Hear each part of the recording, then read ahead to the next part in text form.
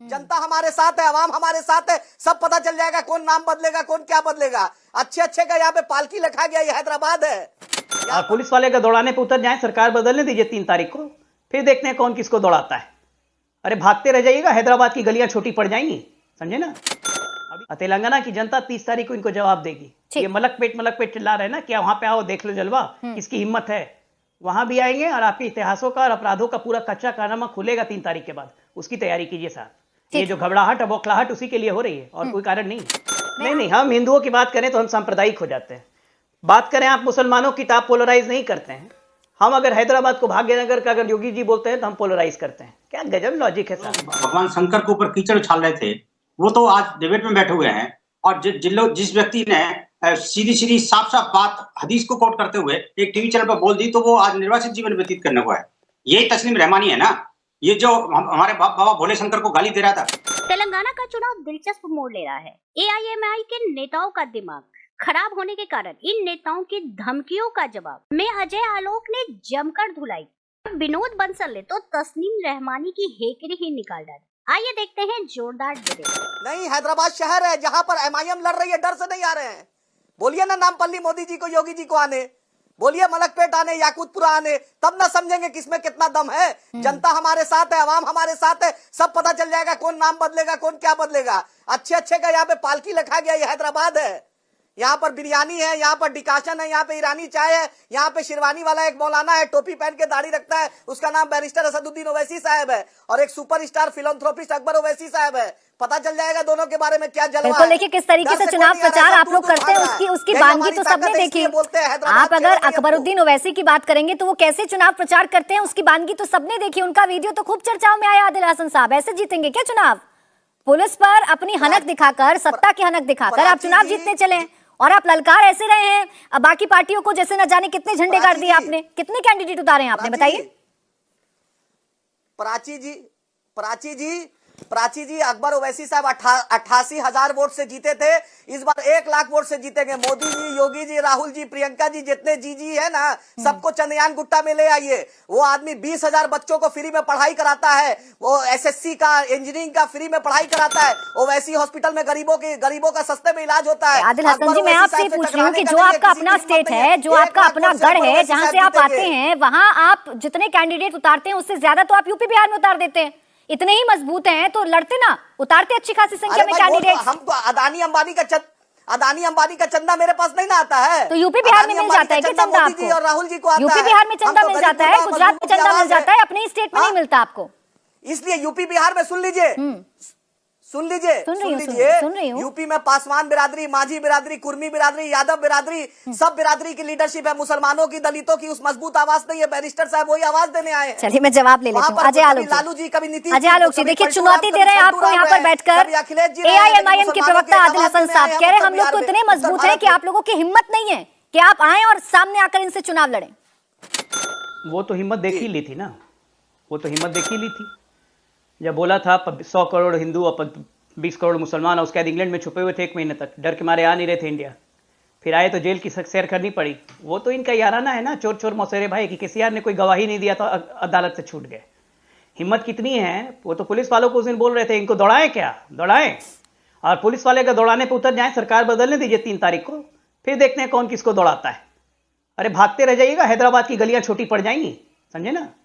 अभी केसीआर के साथ मिलकर बैठ के सरकार चला रहे हैं, पुलिस को अपनी जेब में रखे हुए हैं, तो हिम्मत ज्यादा बढ़ी हुई है। 3 को सरकार बदलने दीजिए, देखते हैं कौन दौड़ता है, कौन भागता है। ये कुछ नहीं है, ये गुंडों की जमात है प्राची जी। केसीआर है ये ओवैसी। पहले कांग्रेस ने वहां गुंडागर्दी चलाई, कांग्रेस को हटा के ये गुंडों की जमात आई, त्रस्त कर दिया इन्होंने तेलंगाना को। अजय आलोक दलाल है। तीनों उसी के हैं। ये तीनों वही हैं। आप एक चर्चा में बैठे हुए हैं, सम्मानजनक चर्चा यहाँ पर हो रही है, तो शब्दों का इस्तेमाल कैसे करना है अब ये मैं आपको सिखाऊंगी। आप चुनावी चर्चा करिए, आप राजनीतिक चर्चा करिए, कैसे शब्दों का इस्तेमाल कर रहे हैं आप आदिल हसन जी। ये कोई तरीका होता है चर्चा में बैठने का, या किसी भी मेहमान को कुछ भी बोलने का? नहीं है क्या मैडम? रुकिए आदिल हसन जी, अब थोड़ी देर। गुंडा मैं नहीं बोल रहा हूँ, गुंडागर्दी जिसका चार्ज इलेक्शन कमीशन ने लगाया है अभी अकबरुद्दीन ओवैसी पे, कि जब उन्होंने पुलिस वालों को बोला था कि इनको दौड़ाएं क्या, मेरी आवाज बंद नहीं कर सकते हो, एक बात बोलूंगा तो दौड़ने लगोगे, दौड़ाएं क्या। ये गुंडागर्दी होती है, जो कि चुनाव आयोग ने भी कहा है। अब गुंडागर्दी कौन करता है मुझे बोलने की जरूरत नहीं है, यही बोल रहा हूं मैं। 3 तारीख को रिजल्ट आने दीजिए। जिसके कारण गुंडागर्दी कर रहे हैं ना, उसका नाम है सरकार। जो केसीआर के साथ मिलकर बैठ के सरकार चला रहे हैं, उसी के कारण गुंडागर्दी हो रही है। और जब सरकार जाएगी तो गुंडागर्दी भी चली जाएगी। और इस बार वो हश्र दिख रहा है। केसीआर आपके 2-2 सीट पे लड़ रहे हैं, आप खुद 19 सीट पे लड़ रहे हैं। ये किस लिए, ये मिली भगत किसकी है, किसी को पता नहीं है क्या? यूपी बिहार में आके क्या यूपी बिहार के मुसलमान आपको कोई मानते हैं? झगड़े तो थे यूपी में, क्या हश्र हुआ आपको? मुस्लिम लीग पार्ट 2 बनाने की मंशा रखने से मुस्लिम लीग पार्ट 2 ये देश नहीं बनने जा रहा है।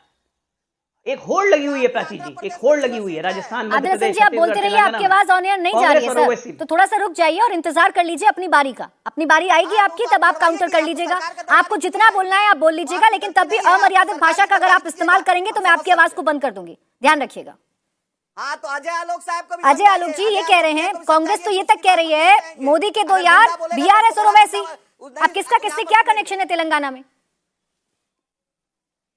देखिए, मोदी के कौन यार हैं, तो मोदी जी खुद ही बता चुके कि जब केसीआर आए थे कि हम एनडीए में आना चाहते हैं, मोदी जी ने हाथ जोड़ लिए थे कि धन्यवाद। और ओवैसी जी को कौन लेगा ये तो आप भी जानती हैं। तो कौन यार है, किसका याराना है, ये पूरे देश की जनता को पता है। मैं कह रहा हूं कि होड़ लगी हुई है इस देश में। कांग्रेस ओवैसी, कांग्रेस सपा, कांग्रेस राजद, सब में आपस में होड़ लगी हुई है कि मुसलमानों का वोट किसे चाहिए। जिसको देखिए वो मुसलमानों के वोट के पीछे पड़ा हुआ है और हिंदू का शोषण करने में तुड़ा हुआ है, अड़ा हुआ है। ये अब नहीं चलेगा देश में, ये बदलना होगा। ये बदल रहा है और हम बदल के रहेंगे। और तेलंगाना की जनता 30 तारीख को इनको जवाब देगी। ये मलक पेट चिल्ला रहे हैं ना, क्या वहां पे आओ देख लो जलवा, किसकी हिम्मत है। वहां भी आएंगे और आपके इतिहासों का और अपराधों का पूरा कच्चा कारनामा खुलेगा 3 तारीख के बाद। उसकी तैयारी कीजिए साहब।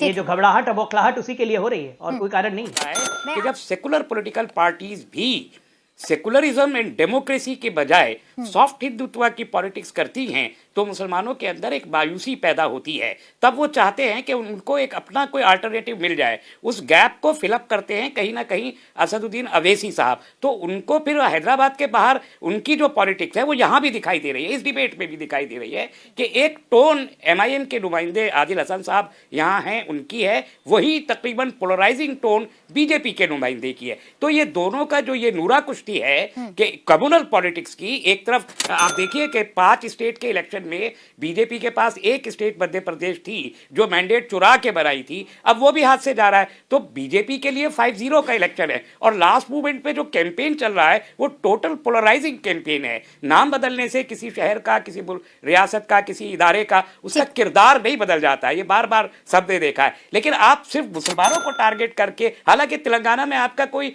स्टैंडिंग नहीं है, आप नहीं जीत रहे वहां पर। एक बार फिर शायद केसीआर, खुद बीजेपी के लोग भी शायद केसीआर कोई वहां पर वोट करें, ये आसार दिखाई दे रहे। तो ऐसे में ये पोलराइजिंग पॉलिटिक्स, ये मुसलमान इसको डिस्करेज करते रहे हैं, कर रहे हैं, आइंदा भी करेंगे। जा रहे हैं, ये बड़ी भविष्यवाणी तस्लीम रहमानी जी कर रहे हैं और इसीलिए आप लोग पोलराइजेशन कर रहे हैं। न 3 में है न 13 में है। काउंसिलर का इलेक्शन आज तक जीते नहीं निजामुद्दीन से या भोगल से, और ये हमें कह रहे हैं कि 5 सीट हम हारने जा रहे हैं। ये बात करें मुसलमानों की तो ये 3 तारीख को बात कीजिएगा प्राची जी, इनको भी बुलाइएगा। हम हिंदुओं की बात करें तो हम सांप्रदायिक हो जाते हैं। नहीं, हम हिंदुओं की बात करें तो हम सांप्रदायिक हो जाते हैं। बात करें आप मुसलमानों की तो आप पोलराइज नहीं करते हैं। हम अगर हैदराबाद को भाग्यनगर का अगर योगी जी बोलते हैं तो हम पोलराइज करते हैं। क्या गजब लॉजिक है साहब आपके हिसाब से। तो फिर 80% हिंदू को पोलराइज होना चाहिए देश में, और देश में 80% लगातार नहीं है राज करना चाहिए। फिर तो आप लोग को यही 80% अपनी बात को कॉन्ट्राडिक्ट करने के लिए खुद ही आ जाते हैं। भाई जो बीजेपी के अपनी बात बीजेपी को जो वोट दे आप उसको हिंदू मानते हैं क्या? उसके अलावा आप किसी को हिंदू नहीं मानते क्या? केसीआर हिंदू नहीं है क्योंकि मुसलमान पोलराइज है। आप लोग केसीआर हिंदू नहीं है, बताइए। क्या राहुल गांधी हिंदू नहीं है? क्या अखिलेश यादव मुसलमानों को वैसी की तरफ पोलराइज करना है कि मुसलमानों को कांग्रेस से बाहर निकाल दिया है? आपकी लड़ाई तो उधर ही है, आपकी ऊपर लड़ाई आपकी उधर नहीं है। गजब सेकुलरिज्म का मतलब, मुसलमानों की जो बात करे वो सेकुलर हो गया। वाह भाई सेकुलर। अच्छा चलिए ठीक है, सेकुलर पैदा होने लगे तो चलिए एक करके बात रखते हैं। सेकुलरिज्म की क्या परिभाषा है ये आगे चर्चा कर लेंगे इस डिबेट में। विनोद बंसल जी, सॉफ्ट हिंदुत्व की बात कर रहे हैं तस्लीम रहमानी जी, कह रहे हैं सॉफ्ट हिंदुत्व की जो राजनीति हो रही है वो भी तो बड़ी खतरनाक है और इसकी वजह से एक डर आप पैदा करने की कोशिश करते हैं, एक नफरत पैदा करने की कोशिश करते हैं आप, खासकर मुसलमानों में। प्राची जी, ये जो बात भाग्यनगर की हो रही है और भाग्यनगर को अभागा बनाने वाले बैठे उनको एडवोकेट कर रहे हैं, आप देखिए ना जी। और बड़ा दुर्भाग्य है कि जो लोग भगवान शंकर के ऊपर कीचड़ उछाल रहे थे वो तो आज डिबेट में बैठे हुए हैं। और जिस व्यक्ति ने सीधी साफ बात हदीस को कोट करते हुए एक टीवी चैनल पर बोल दी, तो वो आज निर्वासित जीवन व्यतीत करने को है। यही तस्लीम रहमानी है ना, ये जो हमारे बाबा भोले शंकर को गाली दे रहा था, ये वही तस्लीम रहमानी है जिसके कारण जो है आज पूरे दुनिया देश के अंदर लंका लगी थी। आप बताएं यही तस्लीम रहमानी है जिसके कारण इसी भाग्यनगर से सरतन से जुदा की गैंग निकली थी और लोगों को खाने के लिए दौड़ी थी। क्या भाग्यनगर के वो जो शासक हैं, जो अभागे असदुद्दीन ओवैसी के जो गुर्गे हैं, वो उन्होंने क्या उनके ऊपर कोई अंकुश लगाया क्या? उन जो सरतन से जुदा की गैंग जो हजारों की संख्या में हिंदुओं के ऊपर हिंसा करने की उतरी थी, उसके ऊपर आज तक कोई कार्रवाई की क्या? हिंदुओं को दोयम दर्जे का नागरिक बनाना, वहां पर हिंसा, अनाचार, पापाचार करना, साथ ही साथ धर्मांतरण, लफ्जियात के अड्डे खोलना, ये जो ओवैसी और ओवैसी के गुर्गे जो है ना जी, और जिस तरह से ये जो केसीआर जो पोषित और पालित जो ग्रुप लोग हैं, वो जिस तरह से हिंदुओं का दोहन कर रहे हैं, ये बेहद दुर्भाग्यपूर्ण है। भाग्यनगर का भाग्य बदलने वाला है, मैं आपको बता रहा हूँ। और दूसरी तरह से ये जिस तरह से जो 5 राज्यों की बात कर रहे हैं ना जी, 5 को छोड़ दीजिए, 5 सीट ले आना कोई बड़ी बात है आपके लिए। मैं कहता हूँ देखिए, अभी चूंकि राम जन्मभूमि पर जो मंदिर बनने का उद्घाटन होने वाला है, इनकी चिड़ी सी बात की है।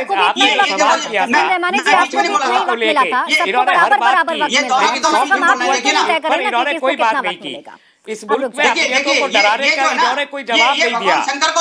ये जो बात कर रहे हैं, ये जाति, ये फस्तायत का एक पहचान है कि जातियात से अटैक करके। विनोद बंसल जी से भी पूछे ना, ये सवाल के जवाब से भाग क्यों रहे? जातियात का पर्दे में बुर्का पहन रुक जाइए, 1 मिनट रुक जाइए सर। अरे आप छोड़िए, वजाहत कासमी जी, आपके अगर कोई विनोद बंसल जी 1 मिनट रुक जाइए प्लीज। कासमी साहब को बोलने दीजिए 1 मिनट सर। कौन सरसन की वाली गैंग के साथ खड़ा है, कौन आप ही है वो गैंग? चर्चा करूंगी, मैं दोनों की आवाज कम करवा दूंगी। कासमी साहब को बोलना है, 1 मिनट रुक जाइए, आवाज कम करिए सर। कासमी जी की आवाज आप है सर तस्लीम रहमानी जी, प्लीज बोलिए। मुफ्ती वजाहत कासमी जी, जिसमें आपने हजारों लाखों लोगों का कत्लेआम करने की। मैडम, हाँ बोलिए। मैडम आपको पता होना चाहिए, भारत में ब्राह्मण डेवलपमेंट बोर्ड वो तेलंगाना में है। यादगिरी मंदिर में 700 करोड़ रुपया दिया यहाँ के केसीआर साहब ने। पुजारियों को 25,000 रुपया मिलता है हर मंदिर के हिसाब से। यही तेलंगाना है। यहाँ का हिंदू ज्यादा महफूज है, बीजेपी के झांसे में नहीं आएगा।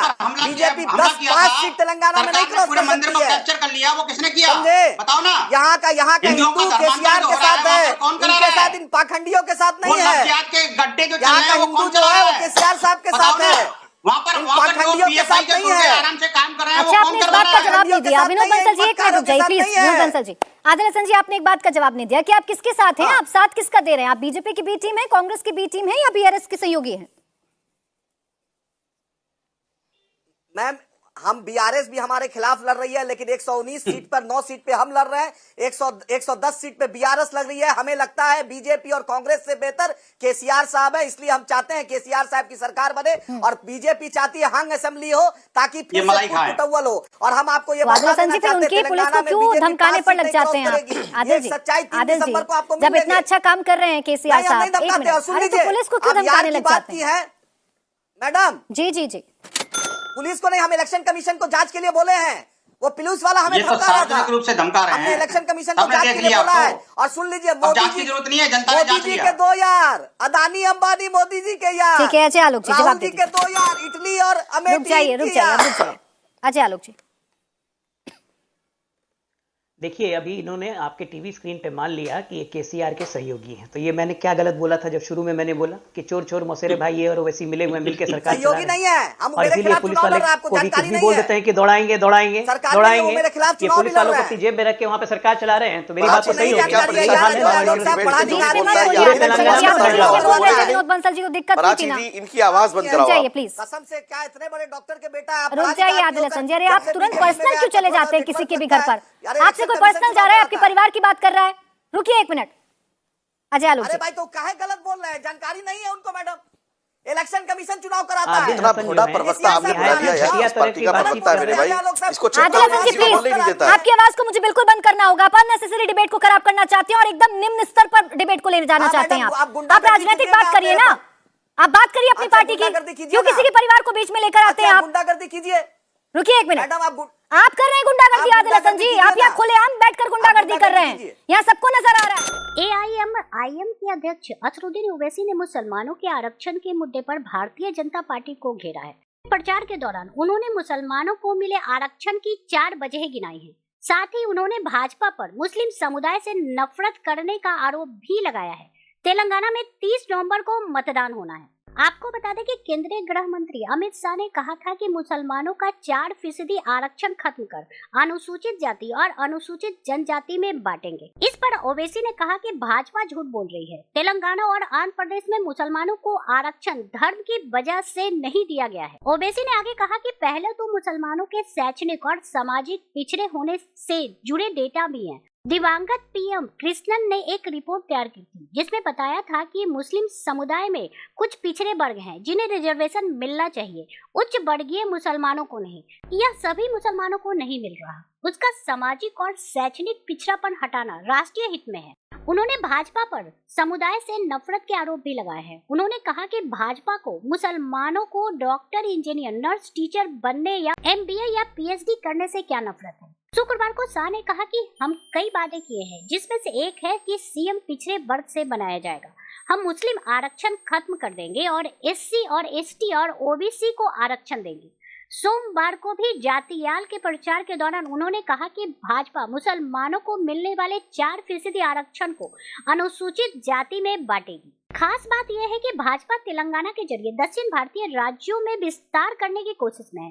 हाल में हुए कर्नाटक विधानसभा चुनाव में भाजपा को हार का सामना करना पड़ा था। इस डिबेट को लेकर आपकी क्या राय है, हमें जरूर बताएं। हमारे साथ जुड़े रहने के लिए चैनल को लाइक एंड सब्सक्राइब करना ना भूलें।